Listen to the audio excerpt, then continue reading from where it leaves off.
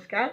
मैं सावित्री चंदेल स्वागत करती हूँ आप सभी का आपके अपने इस YouTube चैनल सावित्री चंदेल कविताएं में।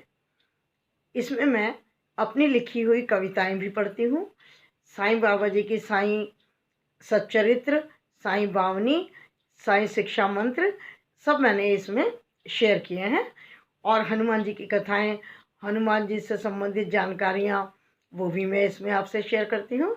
इसके अतिरिक्त कभी कभी सामान्य चर्चाएं भी मैं आप लोगों से करती हूँ और कथा कहानियाँ भी कर लेते हैं, सुन लेते हैं, कह लेते हैं। तो जो आपकी रुचि की चीज़ हो, जिसमें आपका रुझान हो, वो आप सुने और पसंद आ जाए तो सब्सक्राइब, लाइक और शेयर तो आप कर ही देंगे। धन्यवाद। तो आज कथा कहते हैं धर्मराज जी की। एक गांव में एक लड़की रहती थी। उसकी माता का देहांत हो चुका था। पिता ने दूसरा विवाह कर लिया था। तो उस लड़की की सौतेली माँ थी और सौतेली बहनें भी थी। वो सौतेली माँ और सौतेली बहनें उस बच्ची के साथ बहुत अभद्र व्यवहार करती थी। सारे दिन घर के काम कराती थी और दोपहर में उसको गाय और बकरी चराने के लिए अपने खेतों में भेज दिया करती थी। तो खाने के लिए भी उसको कभी दिया, कभी नहीं दिया। अब वो लड़की दोपहर को वहाँ जाके बहुत रोया करती थी अपनी माँ को याद करके।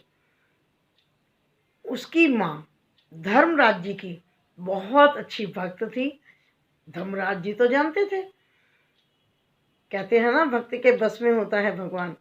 और भगवान अपने भक्तों की रक्षा करते हैं, लाज रखते हैं और उनके कर्तव्यों को स्वयं पूरा कर देते हैं।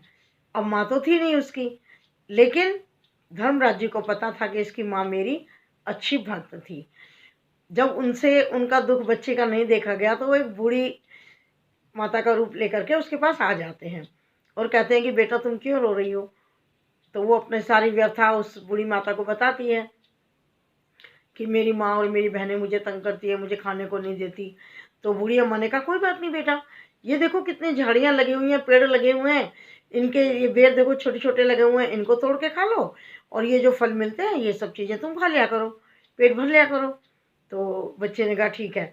वो वहाँ पर जा कर के झाड़ियों से, पेड़ों से जो भी सब फल फ्रूट मिलता था खा लेती थी। अब वो खुश रहने लगी। अब उसकी सौतेली बहनों को, माँ को ये लगा कि ये खुश कैसे रहती है। एक दिन जब वो बकरी गाय चराने के लिए जा रही थी तो उसकी सौतेली बहन उसके पीछे पीछे गई। वहाँ जाकर उसने देखा कि ये तो फल फ्रूट खा रही है। वो घर आके कहती है, अपनी माँ को बताती है कि माँ ये तो वहाँ जा कर के ऐसे ऐसे खाती है। माँ ने अपने पति से लड़ाई झगड़ा किया और खाना पीना त्याग दिया कि जब तक तुम वहाँ के सारे झाड़ियाँ और पेड़ नहीं कटवाओगे तब तक मैं खाना नहीं खाऊंगी। पति ने बहुत समझाया, नहीं मानी। और वही त्रियाहट, त्रिया चरित्र आप सभी जानते हैं कि अंत में उसके पति ने वहाँ के सब झाड़ियाँ और वो फलदार पेड़ कटवा दिए। अब वो बच्ची तो फिर गई, उसको तो जाना ही था। अब वहाँ जा कर के उसने देखा कि आज तो मेरे लिए ये भी नहीं है। बहुत फिर रोने लगी। धर्मराज फिर आ गए बुढ़िया के बीच में कि बेटा क्या हुआ, क्यों रो रही है। कि अम्मा आपने कहा था कि ये फल फ्रूट खा लिया कर, वो मैं झाड़ियों से सब तोड़ के पेड़ों से खाती थी, तो मेरी माँ ने तो ये भी सब खत्म कर दिया, तोड़वा दिया, कटवा दिया सब। उसने कहा कोई बात नहीं बेटा, ये जो तुम बकरी और गाय लाती हो इनका दूध पी लिया करो। तो लड़की ने ऐसा करना शुरू कर दिया। अब वो फिर खुश रहने लगी।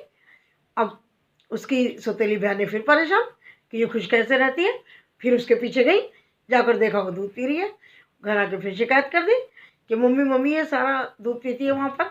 अब पत्नी ने फिर वही नाटक दोबारा रच दिया कि सारी ये बकरियां और गाय बेचो। अब पति ने बेच दी। अब लड़की खाली खेत में जाके उसको खेत की रखवाली के लिए भेज दिया। अब वो दोपहर को फिर रोने लगी। फिर बूढ़ी अम्मा आई। उसने कहा बेटा अब क्या हुआ कि अब मेरे लिए दूध भी नहीं है और कुछ भी नहीं है। तो उसने कहा बेटे तू घर से बाहर को निकल। वो कहती मैं कहाँ जाऊँ।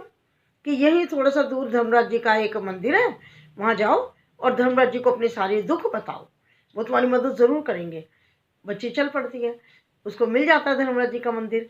वहाँ जाती है, हाथ जोड़ती है, नमस्ते करती है, सब कुछ करती है और अपनी सारी व्यथा, सब दुख दर्द अपना वहाँ सुना देती है।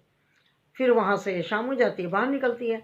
चलते चलते चलते चलते एक गांव में पहुँच जाती है और वहाँ उसको नींद आ जाती है, थकी हुई होती है पूरे दिन की।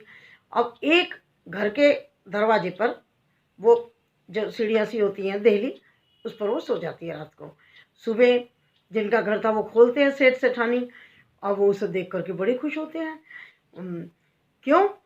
इसलिए खुश होते हैं कि वो भी धर्मराज जी के भक्त थे, उनके पास धन धान्य बहुत था, कोई कमी नहीं थी, लेकिन उनके संतान नहीं थी। और वो रोज़ धर्मराज जी से ये कहते थे कि हमें कोई संतान दे दो, हमें बच्चा दे दो, हमारा जीवन किसी के सहारे कट जाए, हम दोनों अकेले रहते हैं, हमारे पास सब कुछ है लेकिन संतान नहीं है। वो सेठानी तो बहुत खुश हो जाती है, भाग करके सेठ को बुला कर लाती, जल्दी आओ देखो, हमें धर्मराज जी ने बच्चा दे दिया, बेटी दे दी हमें। और उस बेटी को अंदर ले जाते हैं, लड़की को नहलाते हैं, धुलाते हैं, बहुत बढ़िया बढ़िया उसे पोशाक पहनाते हैं, उसे गोद ले लेते हैं। तो वो बच्ची अपना सारी अपनी पिछला जीवन बता देती है। और सेठ सेठानी कहते हैं कि बेटा नहीं, मैं तुम्हारी माँ हूँ और ये तुम्हारे पिता हैं।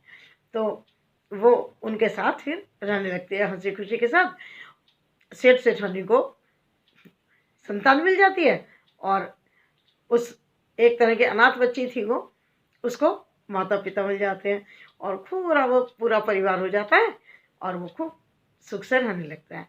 हे धर्मराज महाराज, जैसा आपने उस परिवार को सुखी किया, उस बच्ची के दुख दर्द को मिटाया, साथ साथ सेठ सेठानी का घर भी एक संतान से रौनक किया, उसी तरह अपनी कृपा सब पर करते रहना। धन्यवाद आप सभी का, पूरी वीडियो देखने के लिए धन्यवाद।